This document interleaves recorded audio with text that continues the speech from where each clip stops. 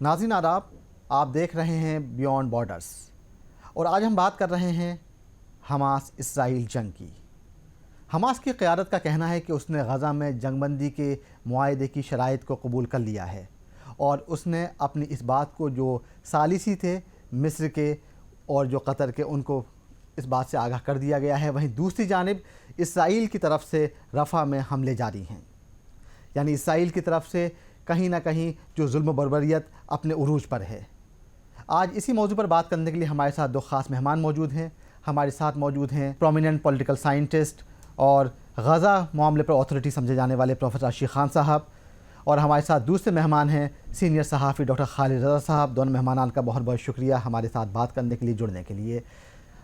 गज़ा की मौजूदा सूरत हाल क्या है, ये कॉन्फ्लिक्ट किस डायरेक्शन में जा रहा है, इस मौजू पर मुंसिफ टीवी ने खास रिपोर्ट तैयार की है। सबसे पहले देखते हैं ये खास रिपोर्ट। हमास के सीज फायर के ऐलान ने ज्यादातर तजजिया निगारों को चौंका दिया है।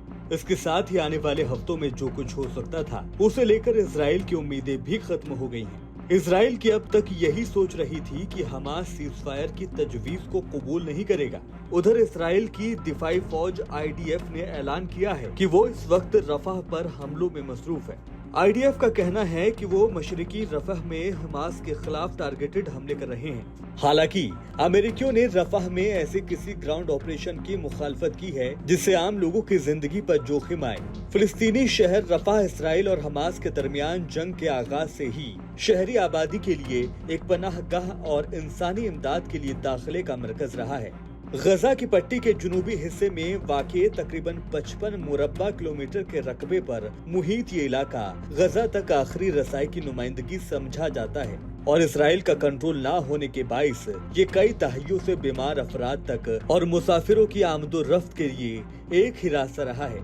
रफाह मौजूदा जंग के आगाज के बाद 10 लाख से ज्यादा उन फिलिस्तीनियों की आखिरी पनाहगाह बन गया था जो इसराइल की बमबारी और जमीनी हमले की वजह से बेघर हुए हैं।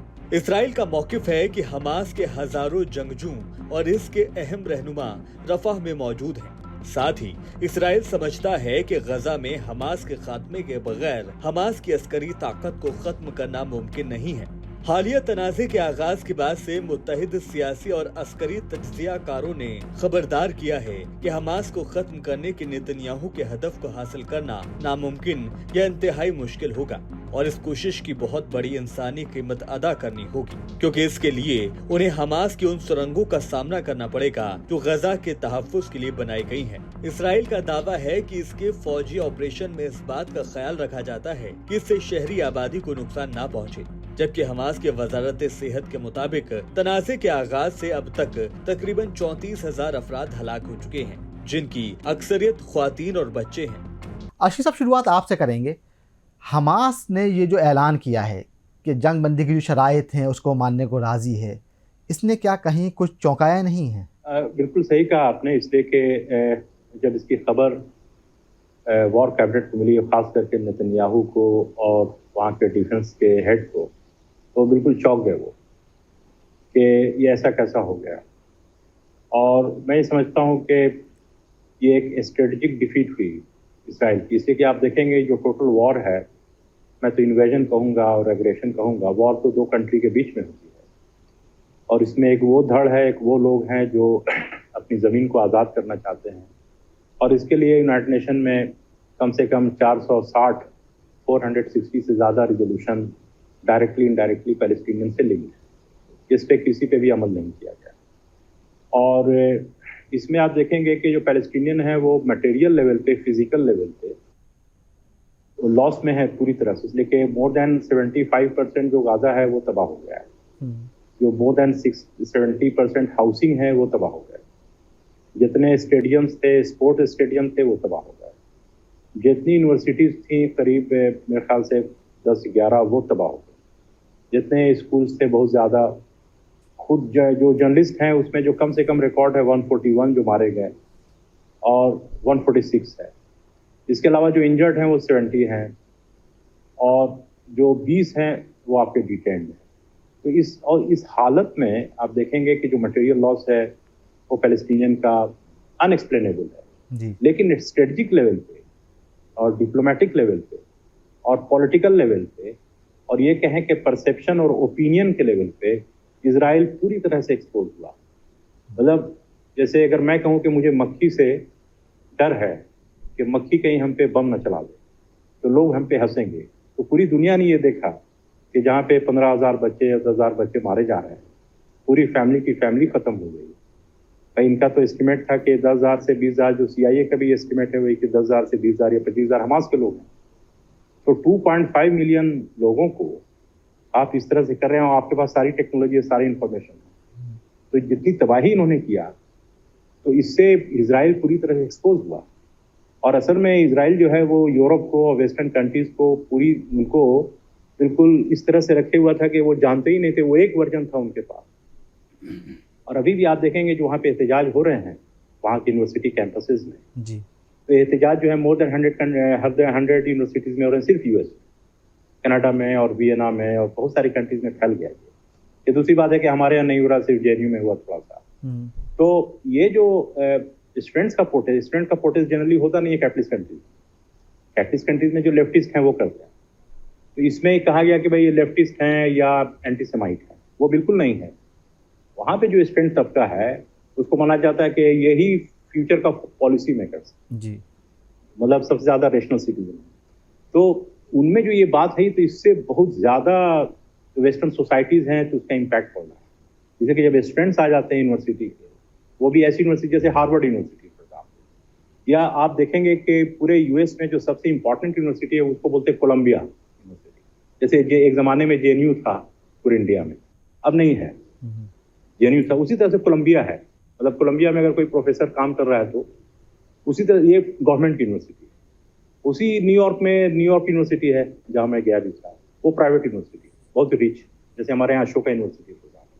तो स्टूडेंट में ये जो चीज़ें आई हैं तो इससे बहुत ज़्यादा डिप्लोमेटिक मोरल बैकअप मिला है पैलेस्टीन में। और अब ये जो गाजा, अब ये जो आप सीज फायर कर रहे हैं, तो पहले तो इजराइल इंडिकेशन ये दे रहा था कि ये सीज फायर करना नहीं चाहते, हम करना चाहते हैं, ये एग्रीमेंट नहीं साइन करना चाहते, एग्री नहीं करना चाहते। और ये जो सीज फायर प्रोपोजल है जिसपे हमास एग्री किया, ये proposal basically sponsored by Egypt. और इजिप्ट जो है वो ज्यादातर जो है वो इजराइल के फेवर में है।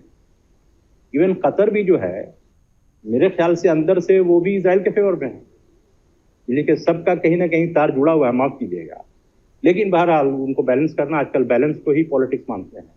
इसके बावजूद, मतलब इतनी सारी चीज़ों के बावजूद जो हमास ने सीज फायर पे जो सहमति या उस पर रजामंदी जाहिर की, तो एक तरह से हमास ने मजबूरी में किया ताकि हमारे लोग कम से कम मारे जाएं। हमारे लोग का मतलब आम जो जनता है वो, तो बच्चे कम मारे जाएं वगैरह वगैरह। लेकिन इसके बाद भी उसने नहीं माना। और सिर्फ मतलब एक्सेप्टेंस के, हमास ने जब एक्सेप्ट किया उसके 4 घंटे के बाद इन्होंने फौज भेज दिया और डिक्लेयर किया कि हम लड़ेंगे। इसके अलावा आप देखेंगे अगर आप कंटेंट एनालिसिस करें न्यूज़ की जो शुरू से आ रही थी, तो बीच बीच में नेतन्याहू और जो आपके गलांत है वो डिफेंस का जो हेड है, ये बार बार ये स्टेटमेंट दे रहे थे कि अगर सीज फायर पे एग्रीमेंट होता भी है तब भी हम राफा पे धावा बोले। तो इससे बिल्कुल एक जमाने में था, आप जानते होंगे कि भाई यासिर अराफात भी बेवकूफ़ बने, इंडिया भी बेवकूफ़ बना, सारी दुनिया बेवकूफ़ बने टू स्टेट सॉल्यूशन पे।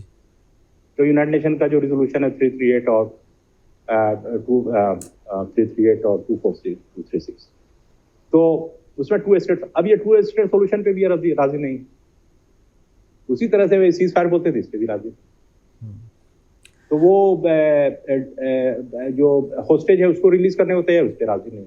ये बेसिकली ये चाहते हैं कि जो गाजा है ये पूरी तरह से तबाह हो, वहां से लोग भाग जाएं, या नहीं तो उनकी हिम्मत खत्म हो जाए और वो बिल्कुल डेड बॉडी की तरह वहां पे रहे। जी, खालिद साहब, अभी अर्शी सर ने अपने तज्ज़िये में एक अहम बात ये कही कि ये पूरे जो सालिसी जो हो रही थी जिसमें कतर इन्वॉल्व है, इजिप्ट इन्वॉल्व है, तो दोनों ही कहीं ना कहीं प्रो इज़राइल एक रोल प्ले कर रहे हैं। क्या आपको क्या वाकई में ऐसा लगता है? अर्शी भाई की बात से मैं एग्री करूंगा कि इजिप्ट का रुझान और इजिप्ट का झुकाव कि हर तरह से नज़र आता है कि वो इसराइल की तरफ है, और कतर भी सालिसी करता है। कतर की तरफ से कई बार दरमियान में क्रिटिसिज्म भी आया है इसराइल के हमलों का और जो गज़ा में उसने किया, लेकिन कुल मिलाकर जो ख़ुद अपनी तरफ से जो सालिसी की कोशिश होती है उसमें वो ऐसा लगता है कि वो थोड़ा बहुत कुछ ना कुछ मामला ऐसा फंसा होता है उनका कि कंसर्न इसराइल को लेके भी रहता है उनका।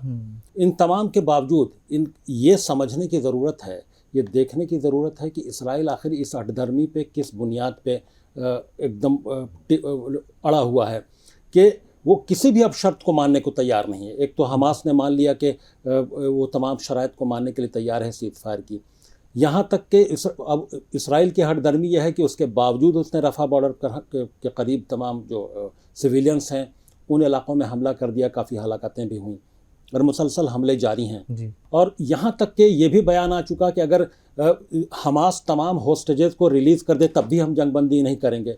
तो ये आखिर, और उसके बावजूद यहाँ तक कि अमेरिका ने ये रेड लाइन तय कर दिया कि अगर रफ़ा पर हमला किया और आम लोगों की हलाकतें हुई तो एक रेड लाइन होगा, उस रेड लाइन को भी उसने क्रॉस कर दिया।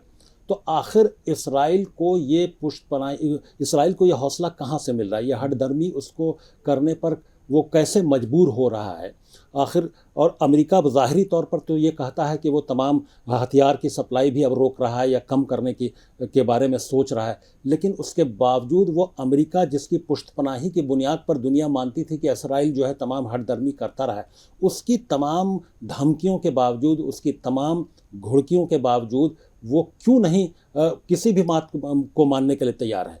तो जाहिर सी बात है, वो जैसा कि अर्शी भाई ने कहा कि वो चाहता है कि गज़ा पूरी तरह से खाली हो जाए गज़ा में, और वो धीरे धीरे वक्त के साथ वो गज़ा को भी अपने एक एक्सपेंशनिस्ट पॉलिसी जो इसराइल की रही है कि वो रफ्ता रफ्ता इसराइल गज़ा के पूरे इलाके को उसमें शामिल कर ले अपने, जो भी चूँकि पूरी दुनिया की बात नहीं मान रहा है तो इसराइल का हिस्सा बना ले, वो एक कॉलोनी वहाँ पर रफ्ता रफ्ता वो बसा ले। ये एक लॉन्ग टर्म प्लान है इसराइल का जिसके तहत वो काम कर रहा है और पूरी दुनिया में हज़ार प्रोटेस्ट हो रहे हैं, सैकड़ों यूनिवर्सिटीज़ में प्रोटेस्ट हो रहे हैं, यूरोपियन कई यूनिवर्सिटीज़ में प्रोटेस्ट शुरू हो गए हैं यूएस कनाडा के अलावा। तो उसके बावजूद इसराइल पर कोई असर नहीं पड़ रहा है। उसकी वजह एक ये हो सकती है कि बेंजामिन नेतन्याहू को शायद अपनी हुकूमत नज़र आ रही है। अगर वार ख़त्म होता है, सीज़ फायर की नौबत आती है तो फ़ौरन वहाँ इलेक्शन की बात होगी, फ़ौरन वहाँ फिर नई हुकूमत की बात होगी, तो फिर वैसे में बेंजामिन नेतन्याहू को जाना पड़ेगा। तो क्या एक शख्स, एक सनकी किस्म का शख्स, एक साइकोपैथ किस्म का आदमी वो अपनी हुकूमत, अपनी ज़ातियात के लिए इतना बड़ा जो नुकसान पहुंचा रहा है, क्या दुनिया उसको खामोश तमाशाई बनकर देखती रहेगी? क्योंकि वो अपनी हुकूमत को बचाने में लगा, अपने आप को इस्टेब्लिश करने की, जब तक वार खींचता रहेगा, वार के नाम पर वो हुकूमत में बेंजामिन नेतन्याहू को बनना आसान रहेगा। जैसा ही वार ख़त्म होगा या सीज़ फायर की बात होगी, परमानेंट सीज़ फायर की बात होगी, तो फ़ौरन वहाँ इसकी हुकूमत चली जाएगी और नई हुकूमत की बात होगी। तो बहुत सारे ऐसे सवालात हैं जिसको दुनिया को हल करना है। जो ममालिक इसराइल के साथ खड़े हैं या उसको यूं ही मैं तो कहूँगा कि घुड़की दे रहे हैं, वो धमकी भी बादाब्ता नहीं है। अमेरिका की अगर हम बात करें, लगातार जो बाइडन भी बयानात दे रहे हैं, CIA के चीफ का बयान आ रहा है, तो उसके बावजूद इसराइल के माथे पर शिकन तक नहीं आ रहा है। बेंजामिन नेतन्याहू अपनी हठधर्मी पर अड़े हो। आखिर क्या वजह है, इसका सद्देबाब क्या है? ये मेरा सवाल है पूरी दुनिया के जो सेंसिबल हुक्मरान हैं उनसे। अर्शी साहब, एक सवाल रफ़ा के बारे में है, क्योंकि इजराइल की जानिब से हमले लगातार जारी हैं, जबकि पेशकश हमास की जानिब से की जा रही है कि they are ready for ceasefire. आखिर स्ट्रेटजिकली अगर देखा जाए तो रफ़ा कितनी अहमियत का हामिल है और ये हमले किस कदर तशवीशनाक हैं? देखिए, हर कंट्रीज़ में एक सप्लाई लाइन होती है जी। जैसे आप देखें कि ओटोमान टाइम में सबसे ज़्यादा जो जंगें होती थी ईस्टर्न फ्रंट पे, तो जो ज़ार था, तो जो ईस्टर्न फ्रंट है वो बड़ा इंपॉर्टेंट होता है, ये सप्लाई लाइन है। बिल्कुल। तो नेचुरली हमारे फौज जब वहाँ पे लड़ रहे हैं तो उनको चीज़ें जाना आना, इसी सप्लाई लाइन की वजह से भी जो है सोवियत काफ़ी किलिंग हुई और जर्मन भी आ रहा फॉर एग्जाम्पल। तो ये जो रफ़ा है, ये आप देखेंगे कि पूरे गाज़ा में, इसलिए कि गाज़ा वेस्ट में है, इजराइल ईस्ट में है, तो उस पर करीब 6 क्रॉसिंग है। एक शैलोम है और बहुत सारे नाम हैं ऊपर से लेके, और राफा है नीचे। तो राफा जो है क्रॉसिंग वो ओपन था, वो चल रहा था, वो अंदर से फ़लस्तीन जो गवर्नमेंट है उसके कंट्रोल में था। फ़लस्तीन गवर्नमेंट का मतलब जो हमास की जो गवर्नमेंट थी वहाँ पे, वो हमास तो एक पॉलिटिकल पार्टी है जिसको बोलते हैं Islamic Palestinian Islamic resistance movement. तो अब उससे जो आपके एड के ट्रक्स आते थे और पानी और खाना और दवा और ये सारी चीज़ें, इस पे सारा इसने जो है गेट को ही कंट्रोल कर दिया, इसने वो गेट को ही क्लोज कर दिया। और आप देखेंगे कि वहाँ पे जो भी सप्लाई थोड़ी बहुत जो आती थी वो भी इसने उस पर कब्जा कर लिया है।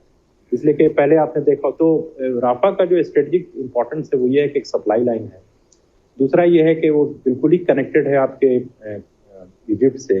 अगर मान लीजिए कि एक सिचुएशन आती है कि वहाँ से फ़लस्तीनी भागते हैं तो नेचुरली वो इजिप्ट में जाए डायरेक्ट, जैसे कि उसके साउथ में है, ऊपर से आप लेके चलेंगे तो साउथ में राफा है, राफा के नीचे आपके वो इजिप्शियन बॉर्डर है।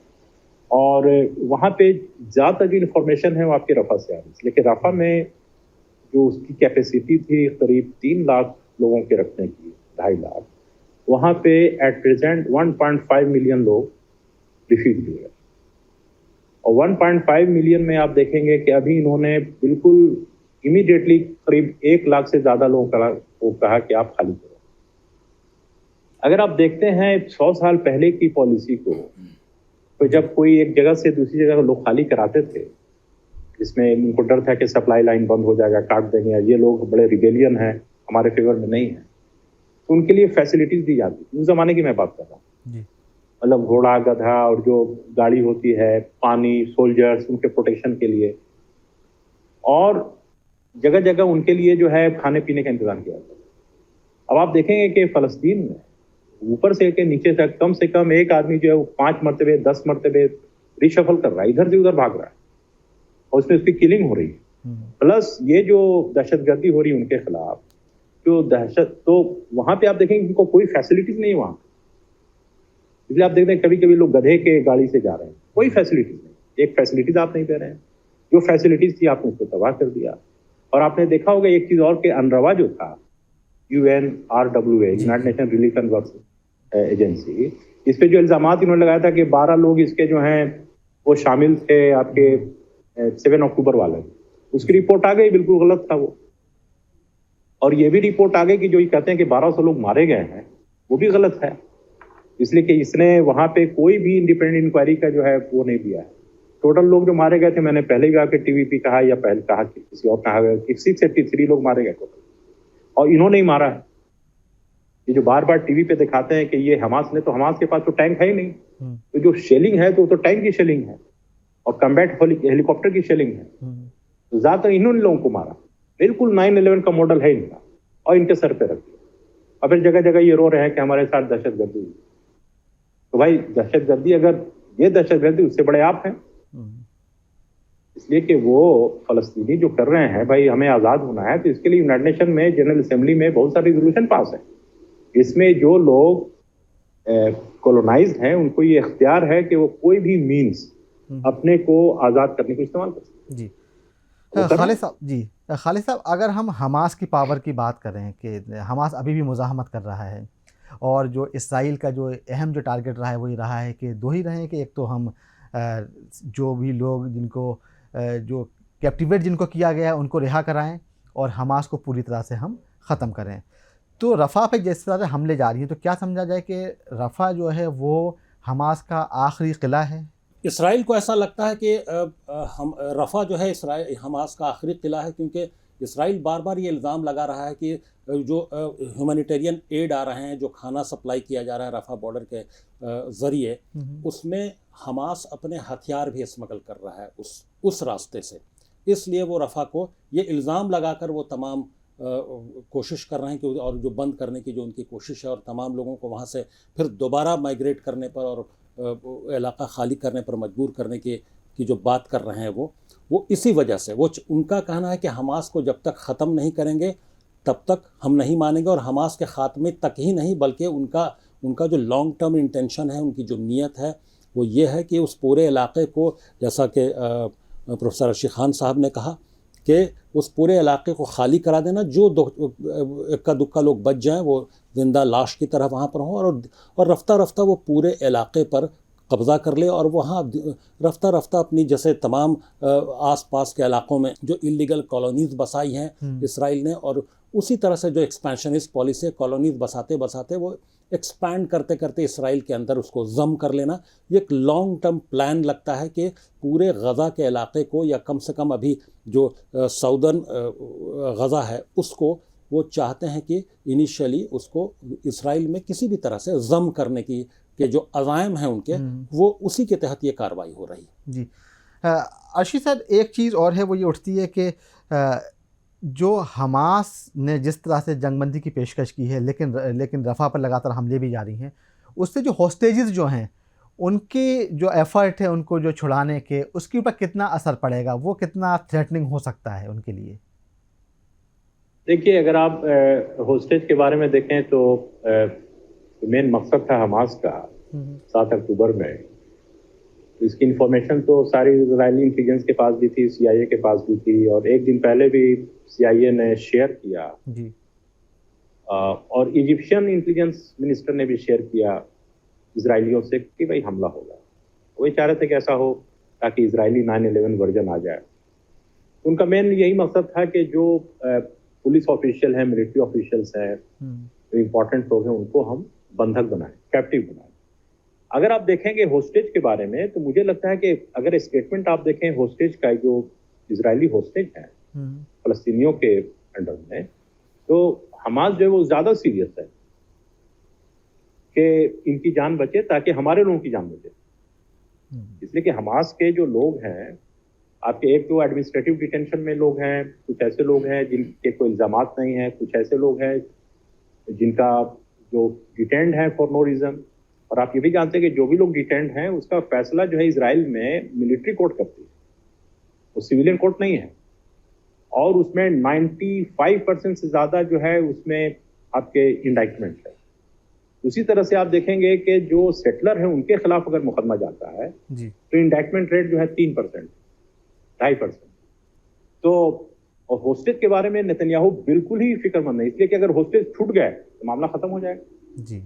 मेन इशू तो यही है। दूसरी तरफ मैं आपसे एक चीज बताना चाह रहा था कि इजराइल में जो जनता कह रही है कि भाई होस्टेज को छोड़ो, तो उनके 2 डिमांड। और मुझे लगता है ये रिफ्लेक्शन है, नेतन्याहू जो है वो रिप्रेजेंट करता है अपनी सोसाइटी को, कि वहां के लोग चाहते तो हैं कि होस्टेज छूट जाए, लेकिन वो ये भी चाहते हैं कि सारा जो रफा है वो सारा टेररिस्ट है, मतलब सारे जो गजा के लोग हैं वो टेररिस्ट। जी। ये जहनियत इनके दिमाग में बैठाई हुई है। और आप जानते हैं कि इजराइल में मोर देन 91 कंट्रीज के लोग आ करके बसे हुए हैं। खुद वेस्ट बैंक में आपके 500 से ज्यादा लोग मार दिए गए, 9000 जो है डिटेंशन है। आपने देखा होगा कि जब इन्होंने हथकड़ी लगाई तो हाथ जाम हो गया, हाथ को काटना पड़ा। खुद जो है आपके मेडिक से करीब 500 लोग मारे गए, मेडिक से, उसमें डॉक्टर भी हैं, नर्स भी हैं, हेल्थ वर्कर्स हैं। 1500 जख्मी हैं। 35 उनके पास हॉस्पिटल है, 35 में से 33 डिसेबल्ड है। यूनाइटेड नेशन के स्टाफ जो है, मतलब इसने क्या नहीं किया और कोई एक्शन इस पे नहीं। हमें लगता है कि पूरे वर्ल्ड कम्युनिटी को इस पे सोचना चाहिए। पूरी तरह से यूरोप एक्सपोज है। अब आप ये देखिए कि स्टूडेंट जो एहतजाज कर रहे हैं वो किस लिए कर रहे हैं। हमें ये पता चला कि जो हार्वर्ड यूनिवर्सिटी है उसका इंडोमेंट जो है करीब 51 बिलियन है जी। अब वो 51 बिलियन में उनका कितना इन्वेस्टमेंट है उस कंपनी से जो हथियार बना के बेचते हैं इजराइल को। जी। जो प्रोटेस्टर है वो ये कह रहे हैं कि तुम्हारा जो इन्वेस्टमेंट है, जो इनकम आता है यूनिवर्सिटी को, ये हमने दे दिया कि यूनिवर्सिटी को पैसा, फॉर एग्जांपल $5 मिलियन, वो इंडोमेंट हो गया। तो इसके पास 51 बिलियन सिर्फ एक यूनिवर्सिटी के पास इन्वेस्टमेंट है जी। और ये इन्वेस्ट किए हुए हैं उस कंपनीज में। स्टूडेंट्स ये डिमांड कर रहे हैं कि जब यूक्रेन पे हमला हुआ रशिया का, तो आपने सारा डाइवेस्टमेंट कर दिया जी। और जो यूनिवर्सिटीज के कॉन्टैक्ट थे रशिया की यूनिवर्सिटी से आपने डिसबैंड कर दिया। तो वही सेम चीज आप इनके साथ भी करें जी, ताकि इनके हौसले पस्त हों जी। लेकिन जो एक्शन लिए गए वेस्टर्न कंट्रीज में स्टूडेंट्स के खिलाफ, सारे पीसफुल हैं 99%। बिल्कुल। ये शो करता है कि जो जायनिस्ट है वो कितना कंट्रोल कर रहे हैं उनके इंटरनल चीज़ों पे। बिल्कुल। अर्शी साहब और खालिद साहब, एक आखिरी सवाल, उसका बहुत ही मुख्तसर जवाब चाहिए। आप दोनों से सवाल एक ही है। क्या जो सूरत हाल है, तकरीबन 214 दिन बीत चुके हैं, अभी भी आपको कोई सीज़ फायर की या मुकम्मल जंगबंदी की कोई सूरत हाल नज़र आती है? जब तक मुझे लगता है कि पूरी दुनिया एक ज़बरदस्त तरीके का प्रेशर बेंजामिन नेतन्याहू पर नहीं बनाएगी, तब तक जंगबंदी का कि कोई उम्मीद नहीं है, क्योंकि बेंजामिन नेतन्याहू मुसलसल और फिर उन्होंने अदा किया है इस बात का और बादाब्ता दोहराया है कि कि अगर तमाम होस्टेजेस रिलीज़ कर दिए जाते हैं तब भी जंगबंदी परमानेंट नहीं होगी, तमाम शराइत मान लिए हमास ने तब भी जंगबंदी नहीं होगी। तो आखिर जंगबंदी कैसे होगी, ये इस हठधर्मी को कैसे रोका जाएगा, इसके लिए दुनिया के लिए एक सवाल है। ये पूरी दुनिया के लिए, पूरे वर्ल्ड कम्युनिटी के लिए एक फिक्रमंदी की बात है, और ख़ास तौर से यूरोप और अमेरिका जैसे जो ममालिक हैं उनके लिए ये सबसे बड़ी फिक्रमंदी की बात है, और जिम्मेदारी उनकी है कि इसराइल पर कैसे दबाव डालें ताकि परमानेंट जंगबंदी हो सके। जी अर्शी सर। जी, मैं ये समझता हूँ कि देखिए इसराइल का जो मेन पर्पस है, जो देखिए इसराइल ने कई जगह वहाँ पे कब्जा कर लिया है, उनके लोग वहाँ आके बैठ गए। आपके नॉर्थ में देखेंगे, सेंट्रल में देखेंगे, कई जगह आके लोग बैठ गए। नेचुरली उनके इंस्टॉलेशन भी वहाँ पे आ गए।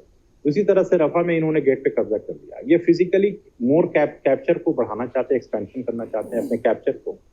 उसी के साथ साथ जो फिजिकल डैमेजेस और ये दे सकते हैं हमास को, वो देना चाहते हैं। तीसरे लेवल पे ये चाहते हैं कि मोरली और हम डैमेज करें हमास को। चौथे लेवल पे ये चाहते हैं कि जो फलस्तीनी वहाँ पे हैं वो और आपके डाउन हो, बिल्कुल डेड हो जाए मेंटली, कि हम बिल्कुल कुछ भी नहीं कर सकते इसराइल के खिलाफ, अपनी आज़ादी के लिए कुछ भी नहीं कर सकते। तो हमें लगता है ये है, तब अगर जब इन्होंने ऐसा कर लिया 70% तबाह है, हो सकता है ये 90% तबाह कर दे, तो अपने आप सीज फायर हो जाएगा। जी बहुत बहुत शुक्रिया अर्शी साहब, बहुत बहुत शुक्रिया खालिद रज़ा साहब हमारे साथ जुड़ने के लिए, अपने इंसाइटफुल व्यूज़ देने के लिए। तो हमास और जो इसराइल के बीच जंग है उसको तकरीबन 214 दिन से ज़्यादा गुजर चुके हैं, लेकिन इसराइल की जानिब से जो जुल्म बर्बरियत की इंतहा अपने उरूज पर है, अभी भी रफ़ा पर हमले किए जा रहे हैं। और आपको बताते चलें कि रफ़ा ही वो शहर है जो कि इस जंग की शुरुआत से ही जो भी वहाँ पे पनाह गुज़ी हैं, उन जो भी शहरी हैं उनके लिए एक पनाह का शहर बना हुआ था। इसके अलावा एक सप्लाई लाइन की तरह से वो शहर काम करता है। इसी के साथ ही आज का बुलेटिन इख्तिताम पजीर होता है। इजाज़त दीजिए, आदाब।